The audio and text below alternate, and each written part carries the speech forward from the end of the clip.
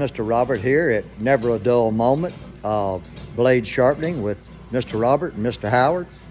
And we thought we'd shoot a little video this morning and show you how this BMS 250 wood miser sharpener works and what we think about it.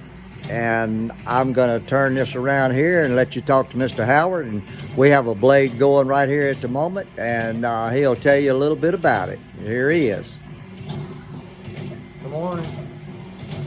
Like you said, we're sharpening it's a 158-inch blade, 7/8" tooth spacing, 10/30 pitch. New blade, which is good to have to sharpen. And this is the second route on this particular blade. I usually do two runs on every blade.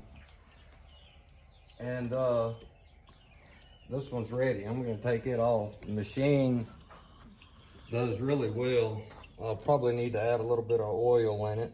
That's the only downfall of the machine, because it tends to get everywhere. Of course, there are routes you can take to eliminate that, but we haven't done that yet.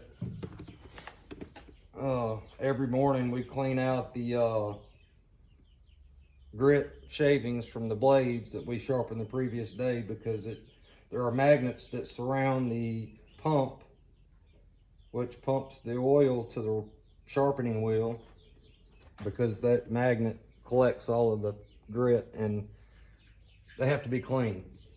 So we do that every morning. And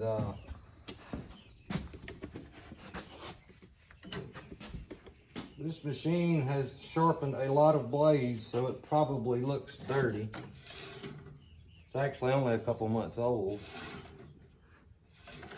I always pull mine through 2 or 3 times through these cleaners. Squeegees. And it kind of gets any excess oil off, and before I hang it up, which is still pretty oily.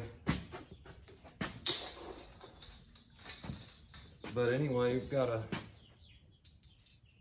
very sharp blade here for a customer. One of the things that some of these blades are brand new and were run one time, but they were run a little bit too hard, and we came across several that were cracked, some of them pretty bad. And we'll point that out to the customer, so he'll know not to run his blades as much, not push his blades so much. Once they get to a certain point, when the mill starts slowing down, flies in here. You need to change your blade. It's time to sharpen it. It's not done all it can do. But getting ready to put another blade on here. Put this one on the hanger. We keep all of our blades in these stalls.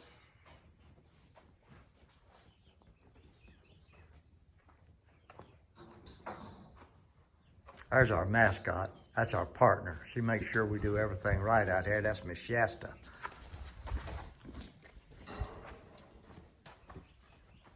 Here's Howard placing another blade to be sharpened on the machine.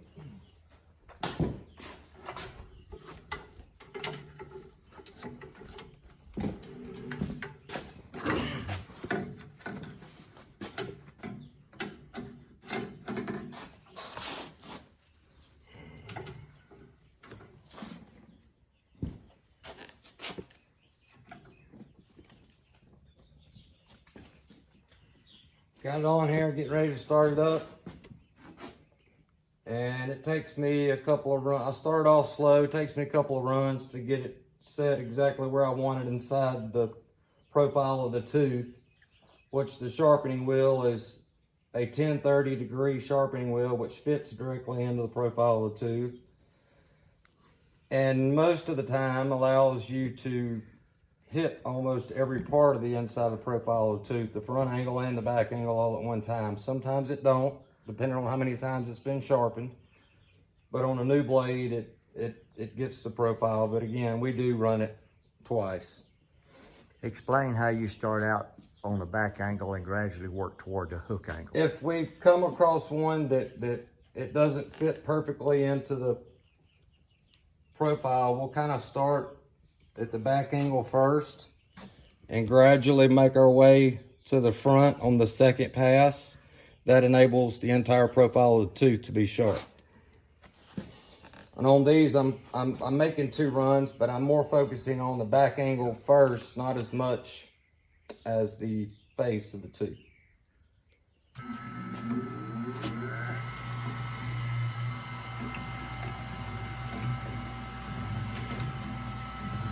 And you'll notice that he has the blade set where whenever the grinding rock builds up its momentum, it's not touching any part of the blade. And he gradually works it, raises the blade up to the grinding wheel, and then once he gets it set where he wants it pretty quick, he'll turn the oil on and get the oil flowing to it, which is what we have right here.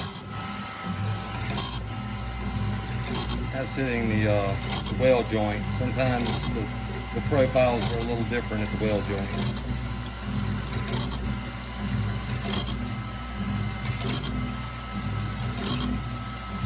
The machine itself, we've been very happy with it. We're so happy we ended up buying 2.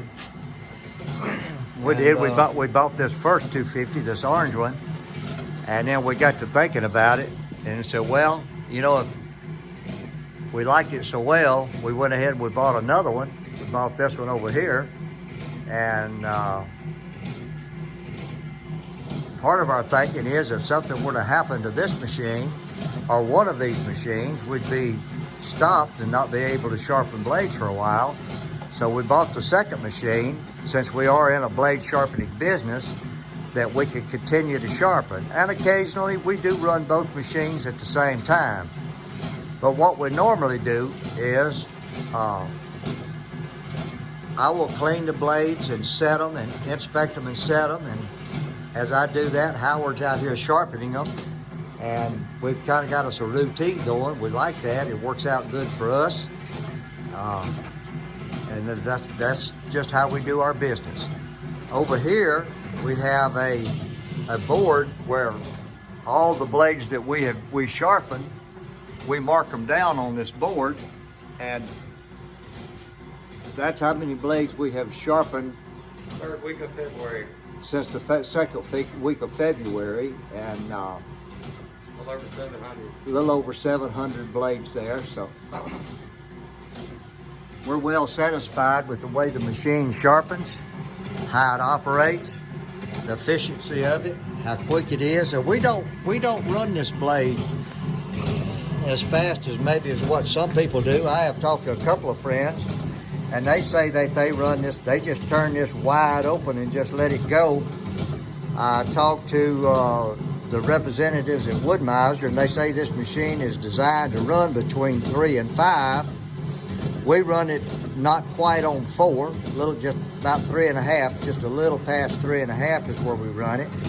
It is a speed that we're comfortable with. We feel like it does a very good job on sharpening the blades, and we're satisfied with it. Our customers are satisfied with it, so that's our story, and we're sticking to it.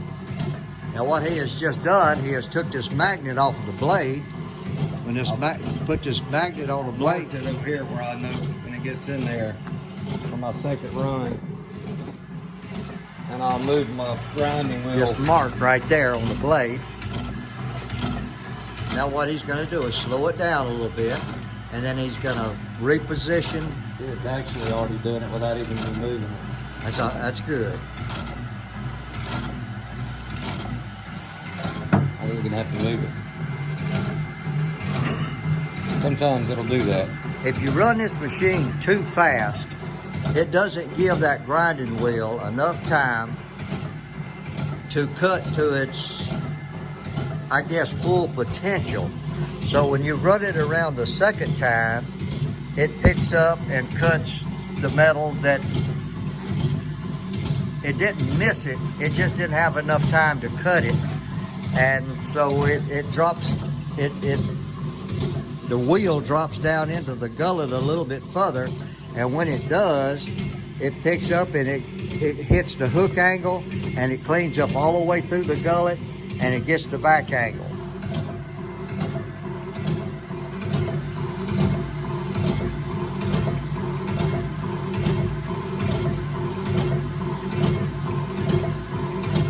We're well satisfied with the way that this machine cuts, how it operates, the sharpness of the blade, and our customers are satisfied with it also. Eh? I agree to that, and I'm happy using it. Thanks for watching our channel. Please like and subscribe, and y'all have a great day.